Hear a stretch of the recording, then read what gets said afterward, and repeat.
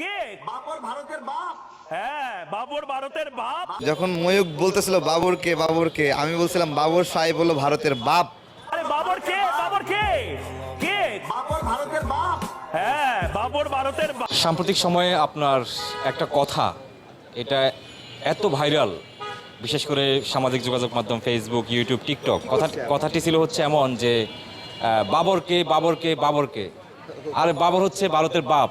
আসলে এই কথাটি কোন প্রসঙ্গে আসছিল সেদিন? এবং এমন কথা অনেকে ভারতকে বলে না, কারণ আমরা শুনি যে ভারতের বিরুদ্ধে কিছু বললে ভিসা বন্ধ হয়ে যায়, নানা সমস্যা হয়। সেদিনের আসলে এই কথাটি বলার প্রেক্ষাপট আসলে কি ছিল, একটু বলবেন? ভারতের স্বাধীনতাকামী গোষ্ঠীর অনেক প্রতিনিধি আমাদের সাথে মাঝে মাঝে কথা বলে, যেটা আমরা ইন্ডিয়ান নাম্বারগুলো থেকে আসে। তারা আমাদের কাছ থেকে বাবর ভাইয়ের খোঁজ নেয় যে বাবর ভাই কি বের হবে না, হ্যাঁ, এবং তারা বাবর ভাইকে ভাই বলে। তখন আমি বুঝি যে এই সেভেন সিস্টারের মানুষগুলো বাবর ভাইকে অসম্মান করে না, তারা বাবর ভাইকে ভালোবাসে।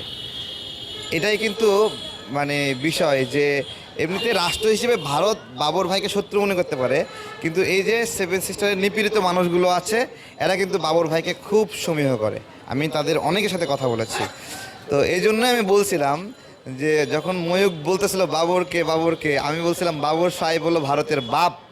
ঠিক আছে, তো এটা ভারত তো তাকে শত্রু মনে করে। দেখেন, অন্য সবাই জেল থেকে বের হয়ে গেছে আরও অনেক আগে। যেদিন গণঅভ্যুত্থান হলো পরের দিনই 90% কারাবন্দীরা বের হয়ে গেছে, কিন্তু ভারতের আগ্রাসনের বিরুদ্ধে লড়াই করা বাবর ভাইকে কিন্তু ছাড়ে নাই। বাংলাদেশের মধ্যে আইনগত জটিলতা, বিভিন্ন মার প্যাঁচ দিয়ে 6টা মাস ওনাকে আরও জেলে রাখা হলো এই সরকারের সময়েও। এটাই একটা প্রমাণ যে বাবর ভাই অন্যান্য কারাবন্দীদের চেয়ে আলাদা, এবং অন্যান্য নেতাদের চেয়ে তার ত্যাগ বেশি, এবং অন্য নেতাদের চেয়ে তাকে ভারত বেশি থ্রেট মনে করে।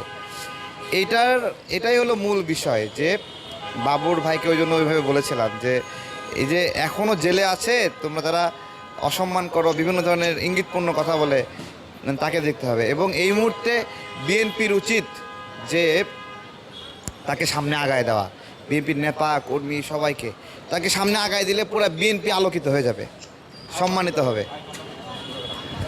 নেক্সট, আমরা দেখলাম গত কয়েকদিন আগে, যার কথা আমরা তখন বলছিলাম, লুৎফুজ্জামান বাবর, তিনি বের হলেন, এবং তিনি এমনভাবে বের হলেন, আমার মনে হয় না যে বাংলাদেশের ইতিহাসে কোনো বন্দী কারাগার থেকে এইভাবে বের হয়ে আসছেন। অন্তত আমরা যারা এই প্রজন্মের, আমরা হয়তো এইভাবে দেখিনি। একজন রাজনৈতিক কর্মী হিসেবে, রাজনীতিবিদ হিসেবে, রাজনৈতিক বিশ্লেষক হিসেবে কি মনে করেন যে বাবরের সেই যে পাওয়ার, প্রতিপত্তি, সেই ক্ষমতা, এগুলো আরও একবার কি বাংলাদেশের হয়ে আমরা দেখব কিনা? বাবর ভাই জেলে থাকলেও বাবর ভাই সবচেয়ে শক্তিশালী রাজনীতিবিদই ছিল। মানুষের তার প্রতি আবেগগুলো পুঞ্জীভূত হচ্ছে ধীরে ধীরে ধীরে ধীরে।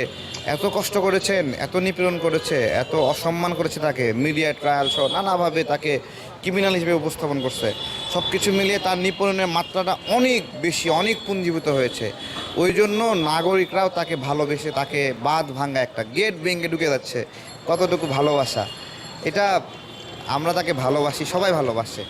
এবং দেলোয়ার হোসেন সাঈদী হুজুরকে যেরকম দলমত নির্বিশেষে সবাই ভালোবাসে, ওইরকম বাবর ভাই হলো বাংলাদেশের সম্পদ, বাংলাদেশের প্রতিনিধি।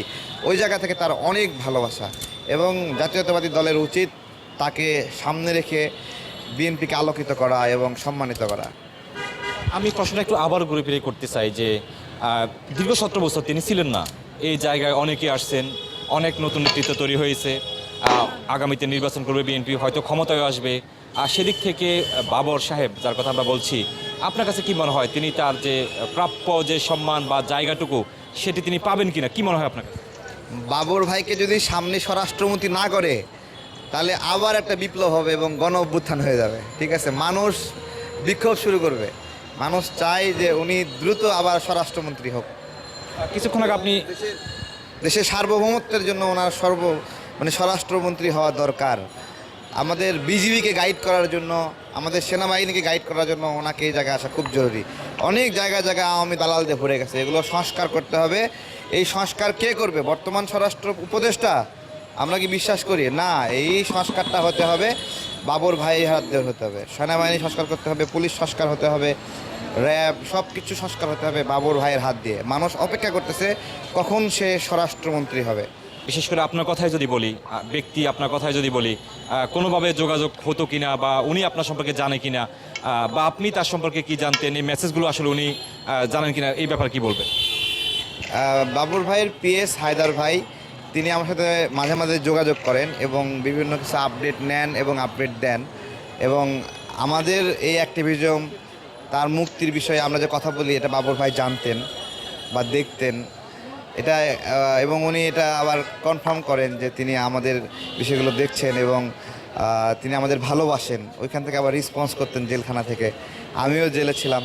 সব কিছু মিলিয়ে একটা কমিউনিকেশন জেলে থাকা অবস্থাতেই হায়দার ভাইয়ের সঙ্গে হতো, আমাদের কথাবার্তা হতো। বাবর ভাইয়ের সাথে তো দেখা করবোই, একটু ভিড় কমুক। এখন বাবর ভাই অনেক বিজি আসছে, আমাদের কথাবার্তা তো সার্বভৌমত্ব কেন্দ্রিক আমাদের লড়াইটা, আমরা ওই সব বিষয়ে কথা বলতে একটু